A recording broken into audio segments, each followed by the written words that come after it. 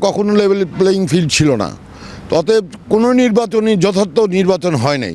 এই নির্বাচন সবার থেকে যথার্থ নির্বাচন হবে বলে যেভাবে তারা ঘোষণা করতেছে, তাতে আমার ভয় হয়। তারা তো লেভেল প্লেয়িং ফিল্ড তো দূরের কথা, সেন্টারে ভোটারের উপস্থিতি কেমন হবে, এটা যদি সত্যিকার অর্থে সকলে মিলে মিশে একটা রাজনৈতিক পরিবেশ সৃষ্টি না করে, তাহলে অতীতে 28, 18 এরকম এর পুনরাবৃত্তি ঘটলেও অবাক হওয়ার কিছু নাই। নির্বাচনে জয়ী হবার বেশি আশাবাদী কত? আমি শতভাগ আশাবাদী, কারণ আমি মনে করি আমার শিক্ষাগত যোগ্যতা, আমার পারিবারিক ব্যাকগ্রাউন্ড, আমার বাবার একটা ইমেজ, আমার নেতা এরশাদের একটা ইমেজ, আমার ব্যক্তিগতভাবে ইমেজ, সেই ইমেজে মনে করি মানুষ, জনগণ যদি ভোট দেওয়ার সুযোগ পায়, ইনশাল্লাহ সকলেই লাঙ্গলে ভোট দিবে ইনশাল্লাহ।